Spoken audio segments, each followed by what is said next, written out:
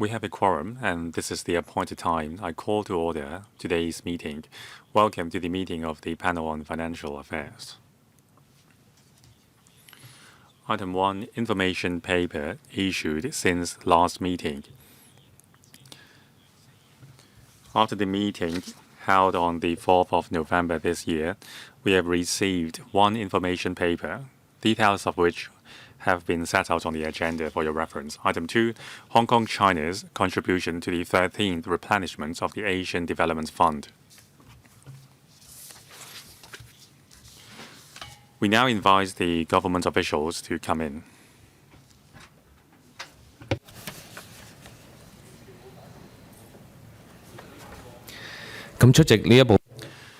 In attendance of this item today are Mr. Joseph Chan, Undersecretary for Financial Services and the Treasury, and Mr. Calvin Low, PAS for the same bureau.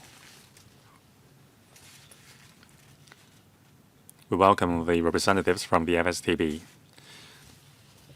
When you are ready, please walk us through the paper. Chair, members, good morning. The Asian Development Fund was established by the Asia Development Bank in 1973 to support the work of reducing poverty and improving quality of life in the Asian region. Infrastructure projects supported include road improvements, power distribution, water supply and sanitation, to development programs in agriculture, education and public health.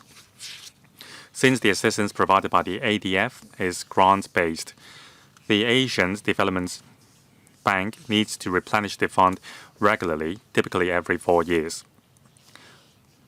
Hong Kong has joined the ADB since 1983 as a member.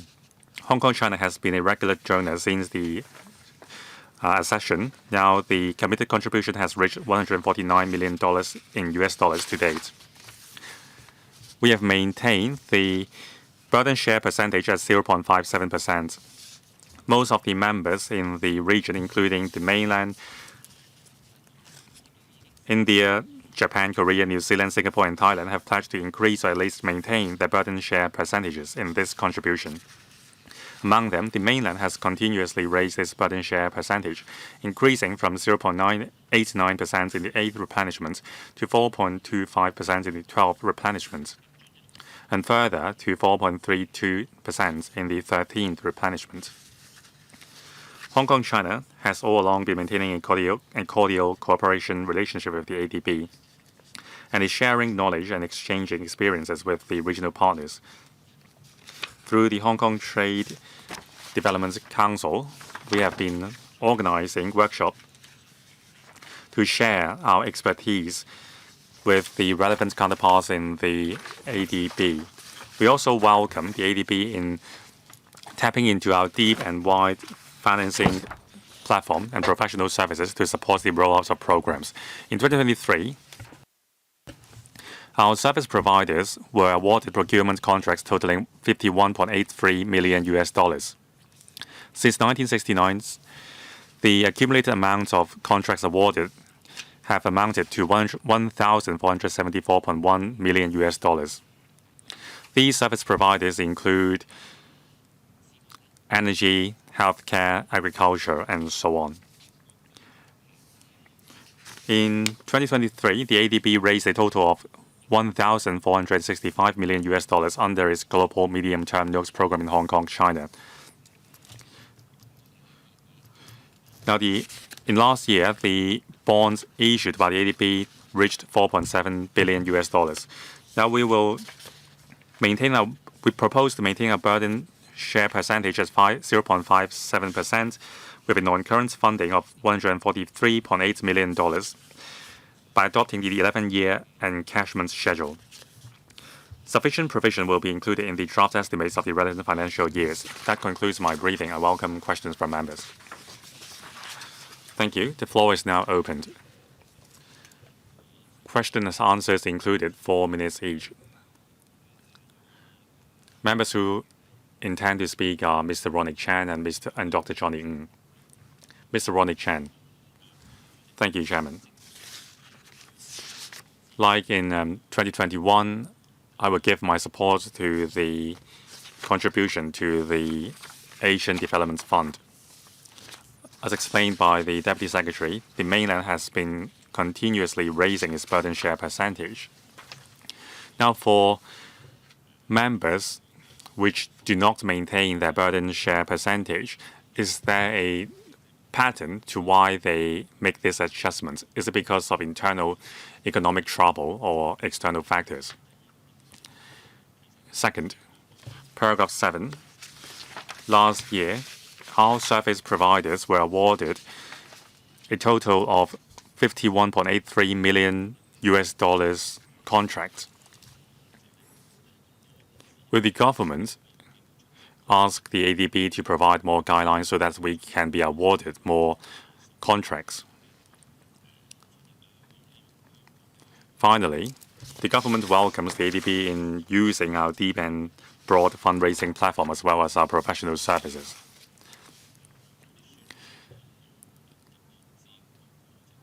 Have you been advertising our fundraising platforms and our service and our professional services to members of the ADB so that more of them will use our services?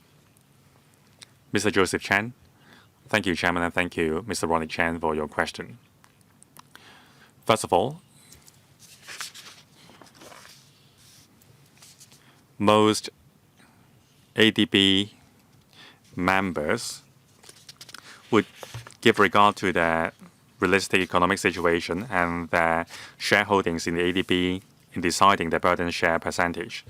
Now, for Hong Kong, China, since the sixth replenishment in 1997, we have been a regular donor. The burden share percentage has been kept at 0.57%. That's in accordance with the gross national products of Hong Kong, China back in 1994. Based on our latest GNP,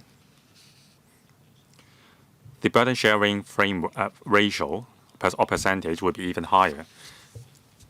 Comparing with other members, they would also give regard to their own economic situation. For Hong Kong, over the past 2 decades, our GNP has risen.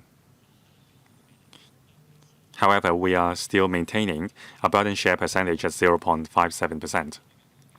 Concerning bond issuance by ADB in Hong Kong and also procuring of services in Hong Kong, we have been promoting our advantages through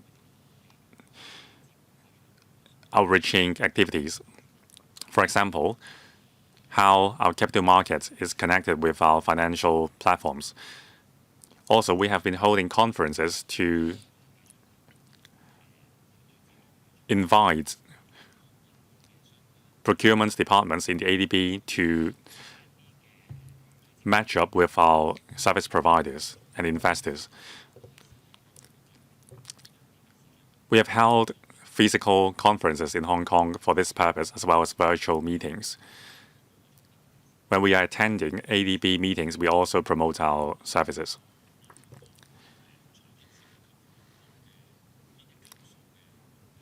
Now, which are the officials in the FSDB who are liaising with their counterparts in the ADB? Are they of a sufficiently high rank?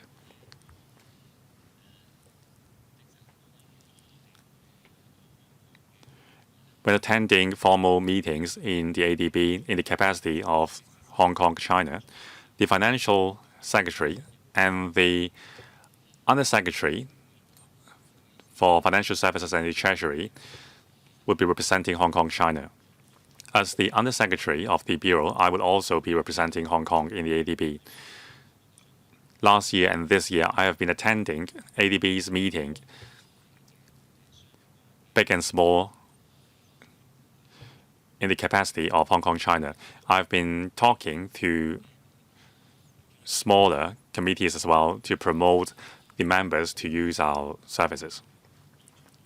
Dr. Johnny Ng, Chairman, as a developed economy, it is our duty to share the burden in the international community.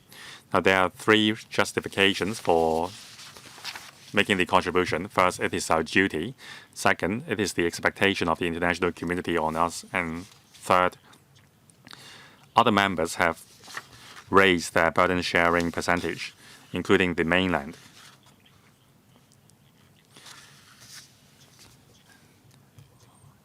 On the other hand, we have a challenging economic situation. The government has been cutting its spending. And there are lots of projects deferred until the economic situation has improved.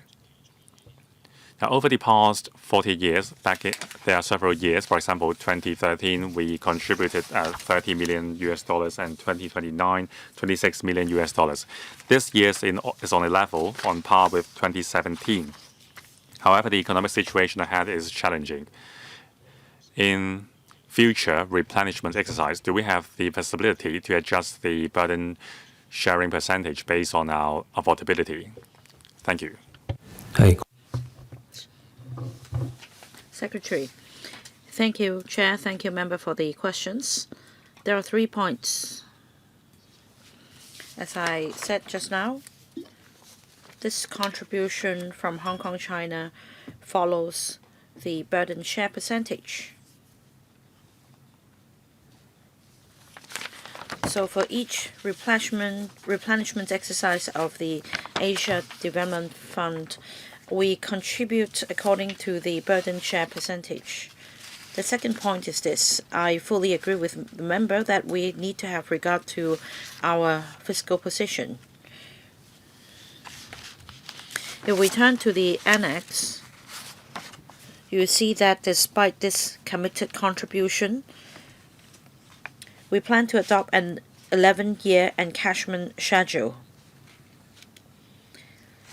So in terms of financial implications, we're talking about a span of 11 years. We will also have regard to the budget of the financial year in question. The proposal will be tabled into the Legislative Council. The third point is this. Of course, there are economic cycles, but after all, the contribution will be made in an 11-year period. And according to the mechanism, there are ways to deal with the situations mentioned, and we'll also be making reports to LegCo in the coming years. Mr. Bill Tang. Under one country, two systems, Hong Kong, China is a standalone member of the ADB. So I think that this is a good opportunity for us to give play to our international our identity in the global community. Now my question is this. For our professionals, government officials, young people, graduates, are there internship opportunities for them? Are there jobs available from the ADB? This is for our young people to understand that Hong Kong is an international city. So do we have staff at the ADB coming from Hong Kong, China? Secretary. In our engagement with the Asian Development Bank, we're offered a lot of opportunities for service providers of not only the financial services industry but other sectors as well. Since 1969,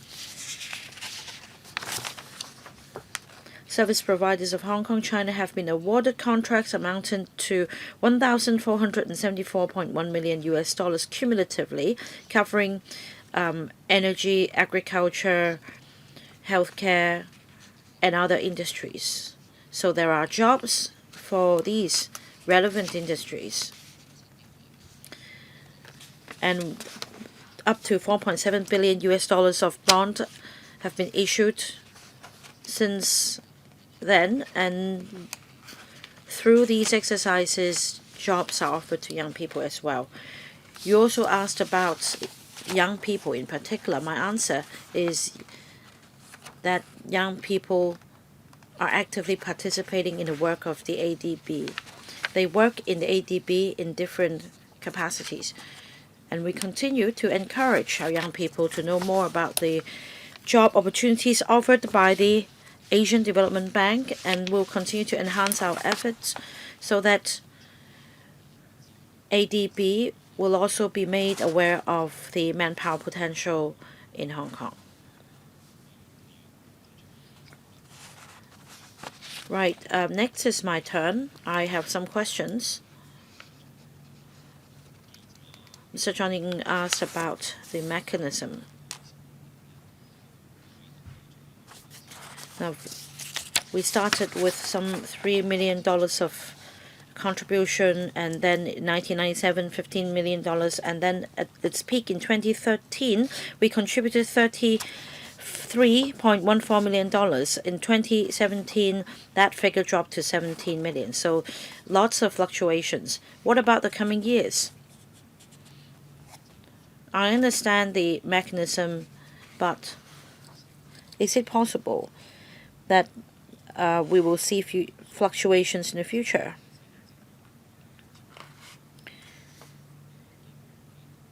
How likely is it that this committed contribution will go up substantially in, say, 4 years?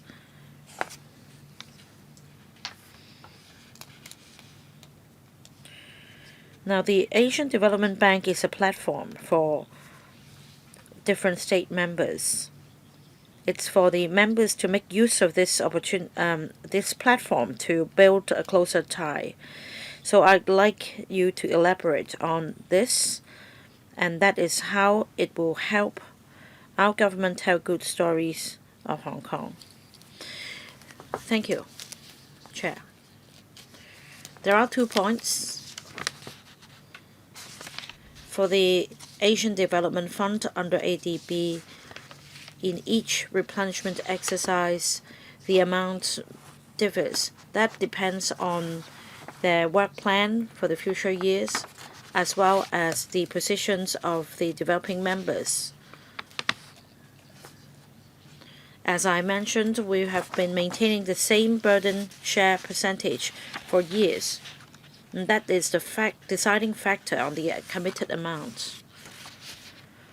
On a regular basis, the ADB provides us with reports. We're also allowed to monitor the progress of their projects. They also make available their financial statements for us to have an understanding of their future work, as well as the scale of the next replenishment exercise. So through these avenues, under the mechanism, we exercise monitoring and decide on the next burden share percentage, because there are 2 major factors. That is our own burden share percentage and their need to raise funds. For the second point, I thank Chairman for the question. One major highlight of the ADB is to forge a closer is for developing members to forge a closer tie with other members through this platform. So apart from attending meetings of the ADB, we also have other opportunities to liaise and exchange with other members so as to tap business opportunities together. There may be knowledge sharing and business matching sessions. And through these activities, we will further promote Hong Kong to other developing members so that they learn more about our professional and financial services. I think that's all for this item. We now turn to the next one, and that is review of the banking ordinance. So we continue to be joined by the administration as well as the Hong Kong Monetary Authority.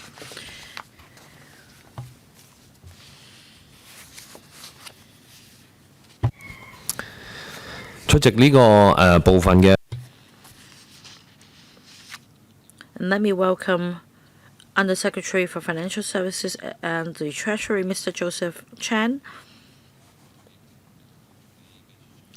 Mr. Justin Toh, Principal Assistant Secretary,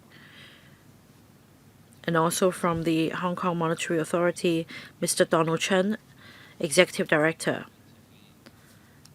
And he's joined by his colleagues, Mr. Stephen Wan and Mr. Richard Chiu. So welcome to you all. Without further ado, I will ask Mr. Joseph Chan, Under Secretary, to walk us through the paper again. Thank you, Chair.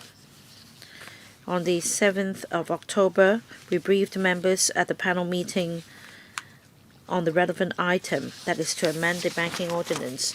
Today, we'd like to brief members on the two of the proposed legislative amendments to the banking ordinance. In the October meeting, we briefed members on the government's plan to amend the banking ordinance. Now, this amendment exercise touches on a number of areas. So at the previous meeting, we discussed the two proposed legislative amendments, that is simplifying the three-tier banking system into a two-tier one, and also allowing the sharing of information among AIs on customers' accounts transactions to detect and prevent financial crime. Today, I'd like to brief members on two other proposals.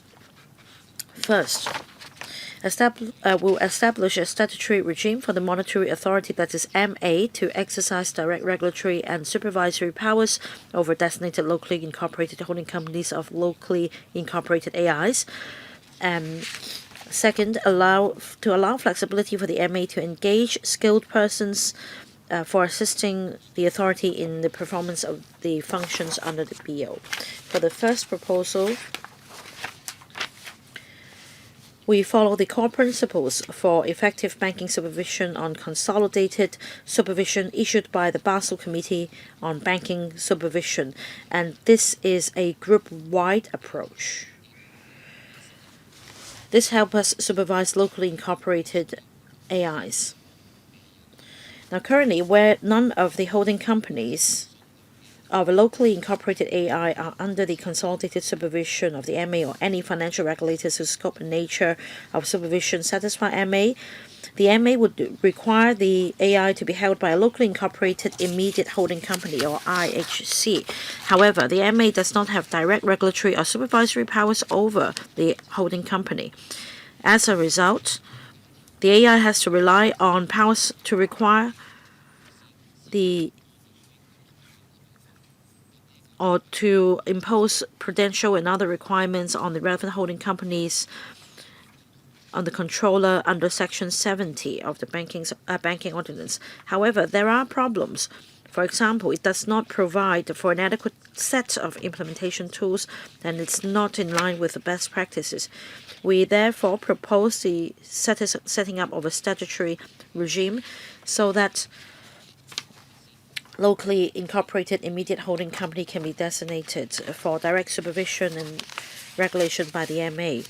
The other proposal is to allow the MA to engage skilled persons. Currently, the MA does not have explicit power to appoint anyone except to authorize its own staff to assist him in conducting examinations or reviews of AI.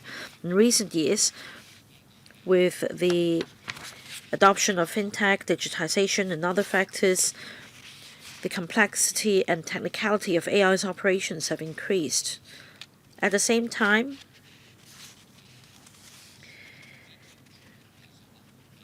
it may not be feasible for MA to maintain a pool of skilled talents to assist MA in the performance of all the relevant functions. And we propose to allow flexibility for MA to engage skilled persons on a case-by-case basis. This is also in line with the Basel principles. We need to emphasize here that we don't intend to outsource any part of the MA's supervisory functions through the appointment mechanism. We want to highlight that the supervisory responsibilities will always remain vested in and be performed by the MA. Any appointment of a skilled person will only be for the sole purpose of assisting the MA in the performance of the functions under the BO. In relation to these two proposals, the Hong Kong MA plans to launch a public consultation in due course, and we will also be regularly reporting to panel members. Depending on the outcome of the public consultation, we'll introduce an amendment bill into LegCo. Now, I will give the floor to my Hong Kong MA colleagues to give you more details on the two proposals that I just went through. Good morning, Chair, members. Under Secretary Mr. Chan already made it very clear that at the moment, for locally incorporated AI, if none of the incorporated companies under the locally incorporated AI are under the consolidated supervision of the MA, then we will require the AI to be held by locally incorporated IHC. And under Section 70 of the BO, we impose certain supervisory requirements on the holding companies. However, this is not the most transparent way. For example, in terms of the requirements to be imposed on the relevant holding companies, they are not spelled out in the provision. It is not an adequate set of implementation tools. In other words, any failure to comply with the conditions attached under Section 70 may be subject to certain treatment, but we have limited tools in the sense that we could not deal with a situation other than serving a notice of objection. It may not be proportionate to the seriousness of the non-compliance.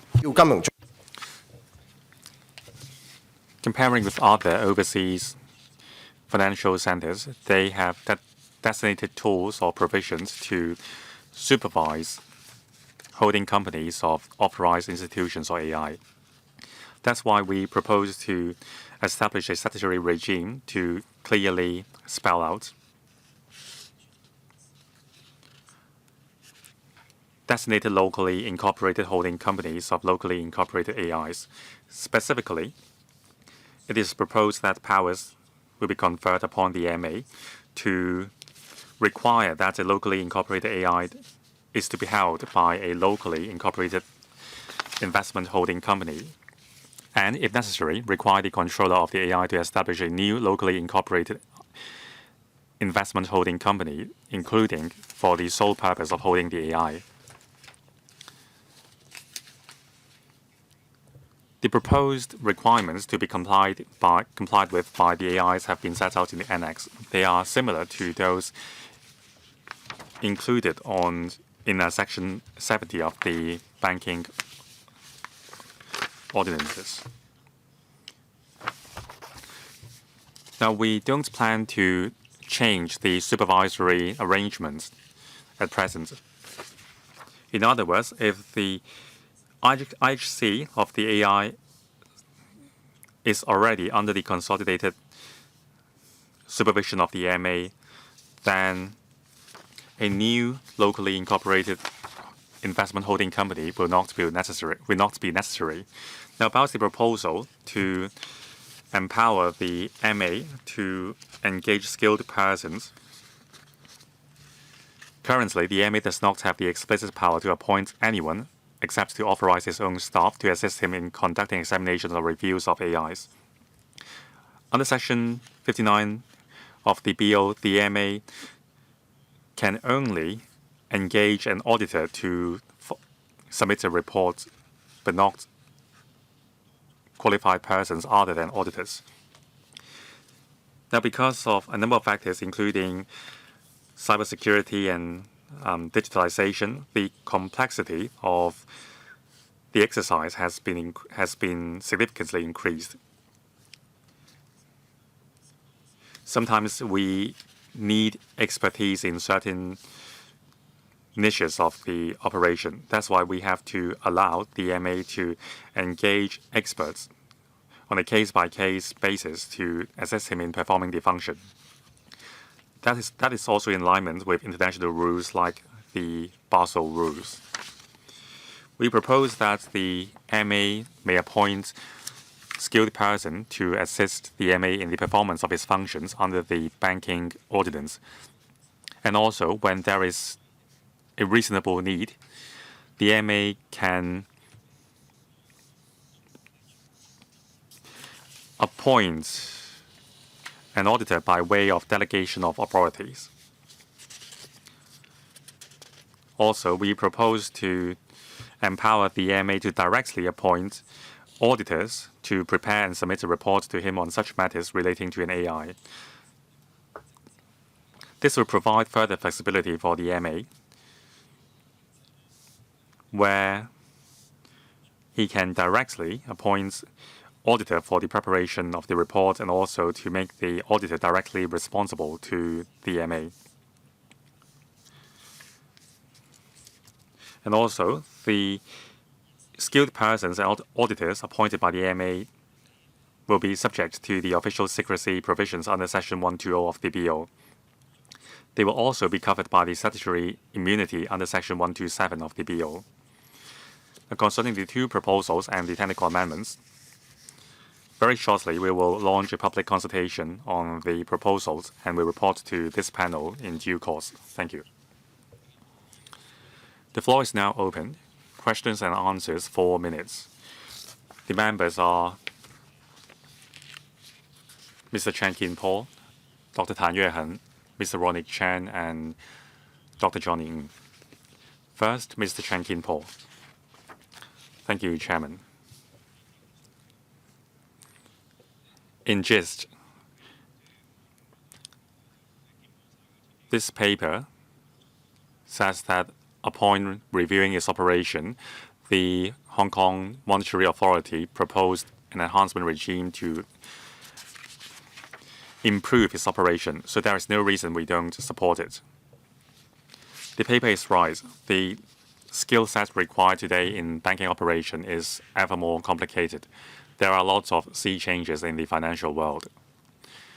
The proposals are necessary. I don't have other questions. This is a statement of support. Next, Dr. Tan Yuehen. Thank you, Chairman. I agree with the proposals. Now about supervising the designated IHC of locally incorporated AIs, I have 2 questions.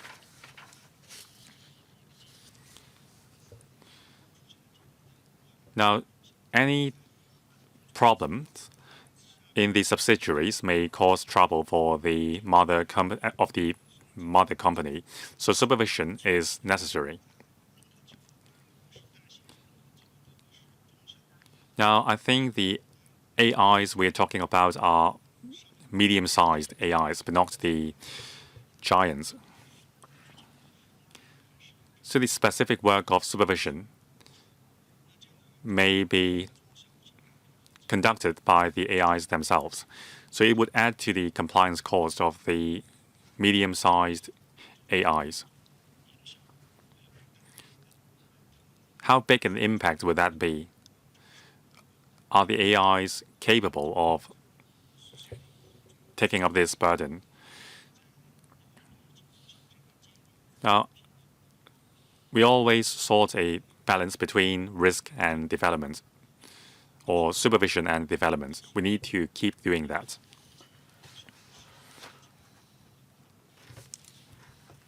The legislative amendment is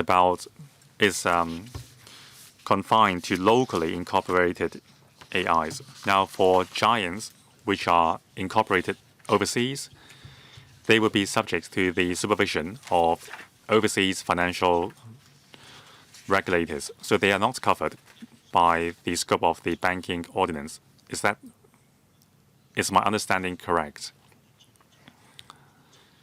If they are outside the monitoring scope of our MA,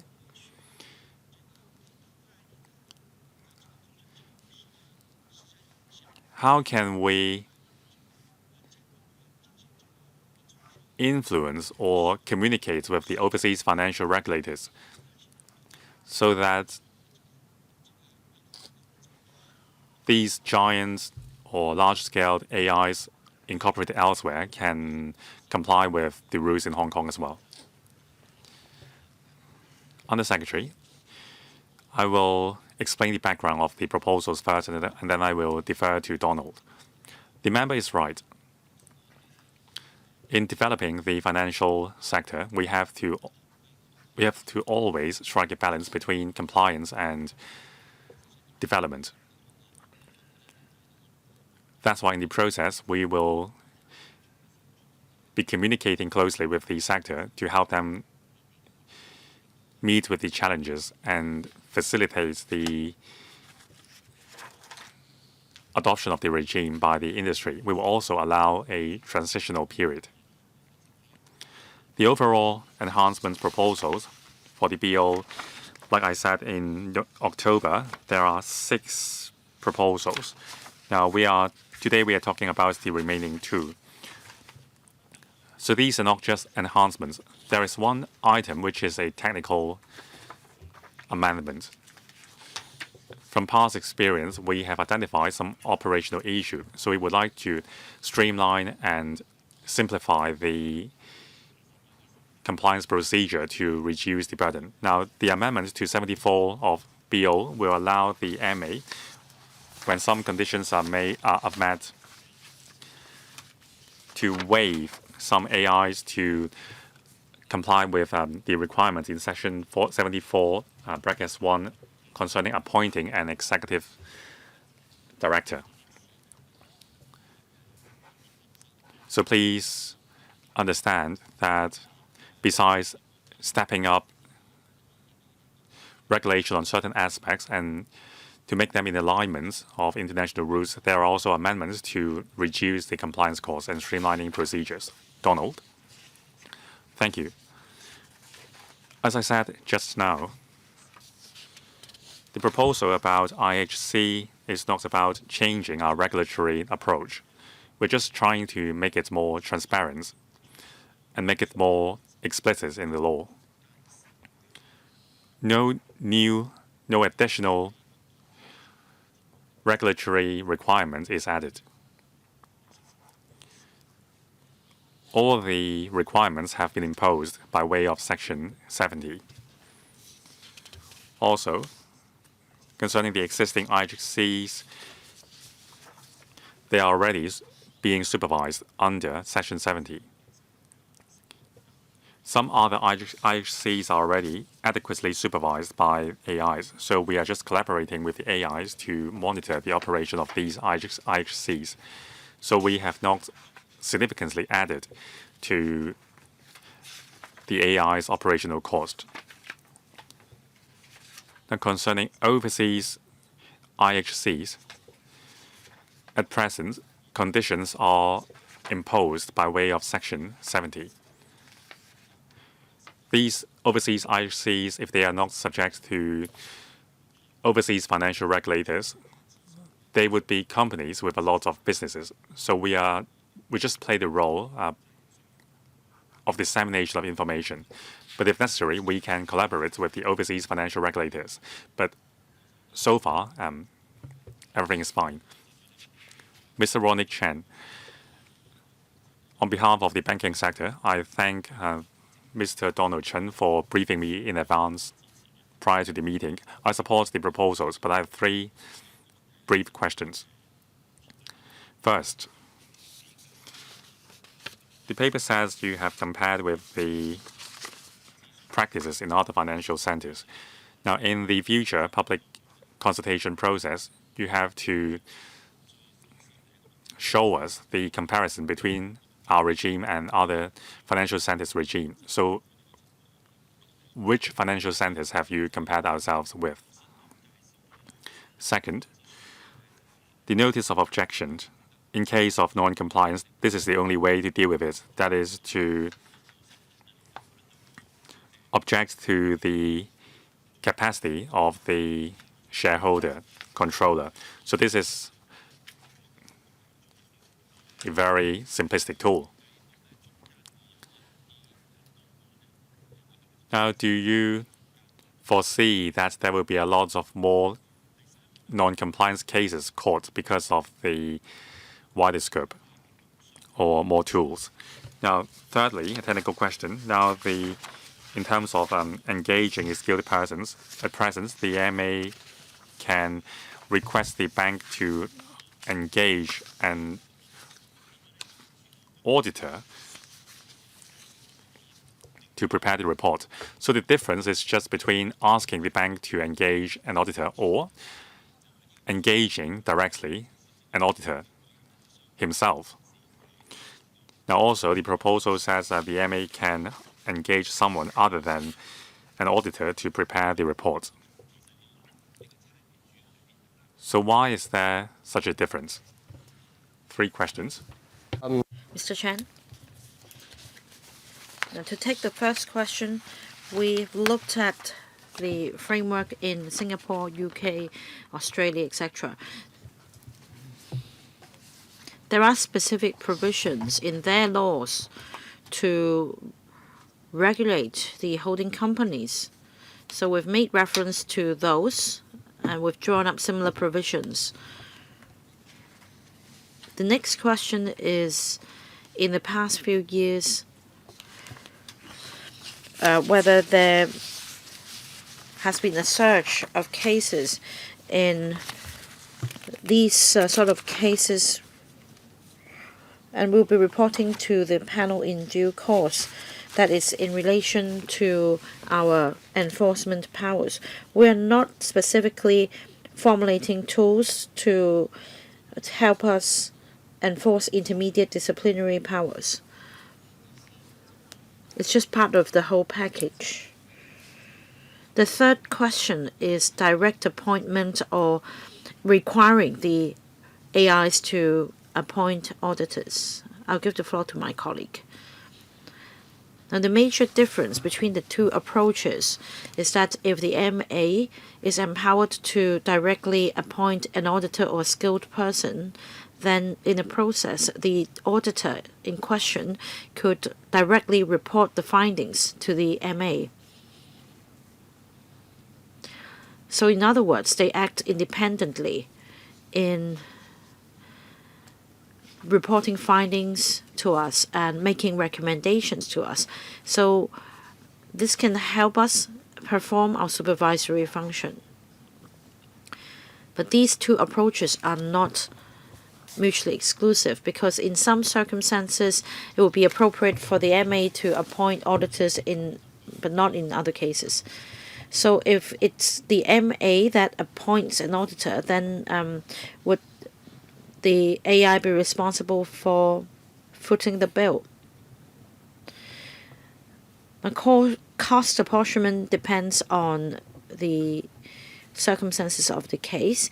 If we find that it is necessary for the AI to conduct a review of its operation, then probably the cost will have to be borne by the AI.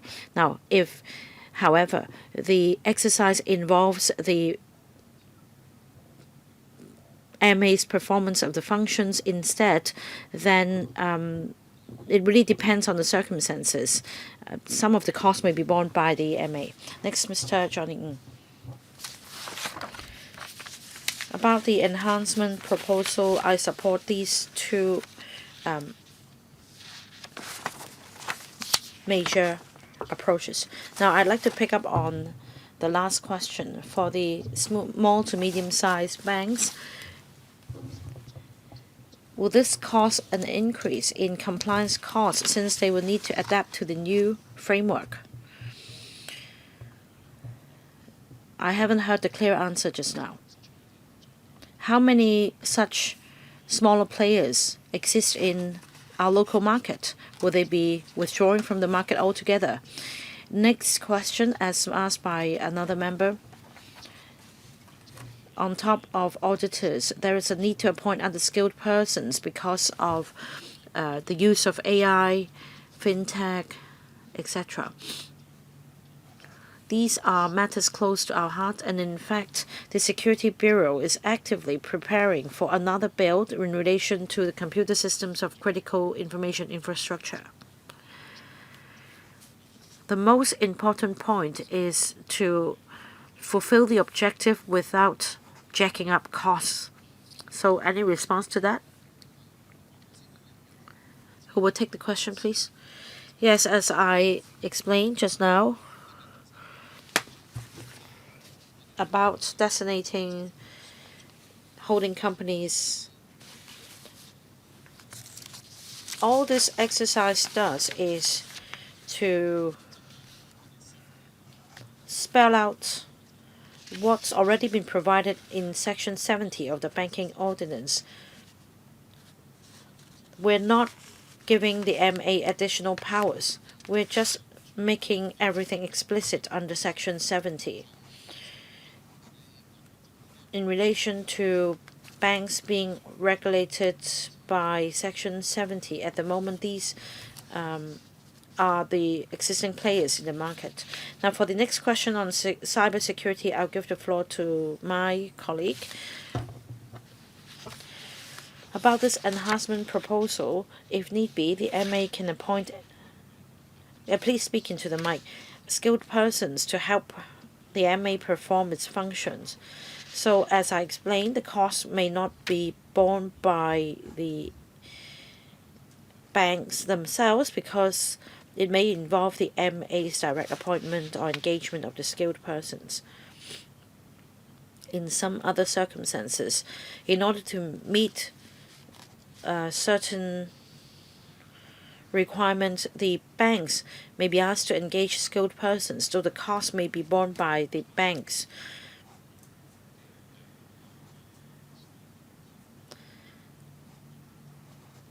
So there may not be an overlapping of costs to be borne by both parties. Right, next is my turn. I also like to ask some follow-up questions.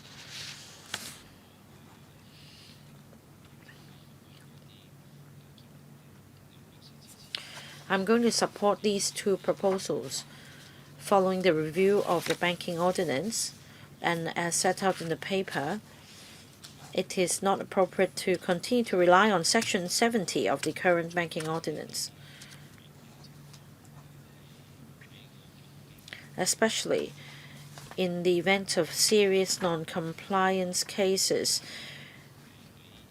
The MA is not given an adequate set of supervisory tools. But from the perspective of banks, they are the subject of supervision. So they're concerned. They don't want the MA to have more powers than necessary to perform its supervisory functions, because once it happens, there'll be over-regulation.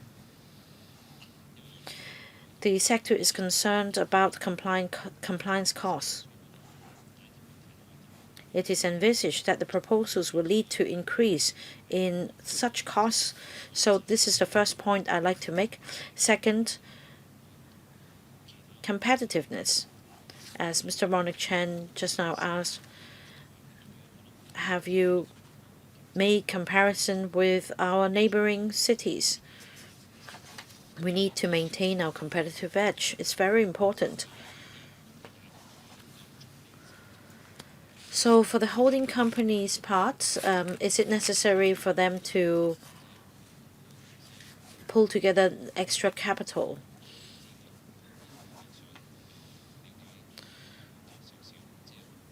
So that's the question I'd like to ask.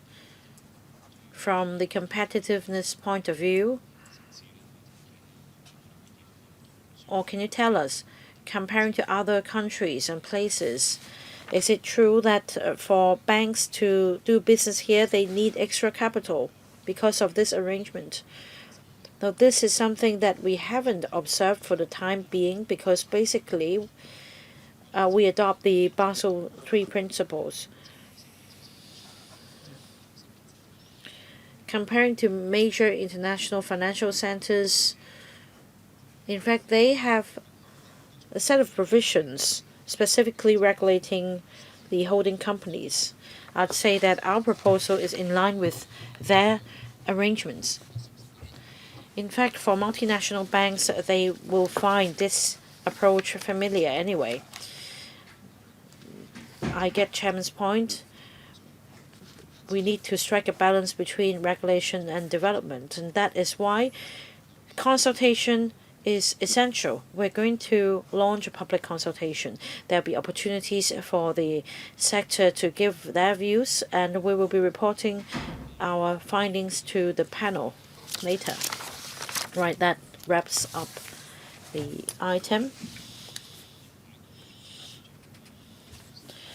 Let's give more time for the Financial Secretary to prepare for the next item. So we're going to suspend the meeting until 10:05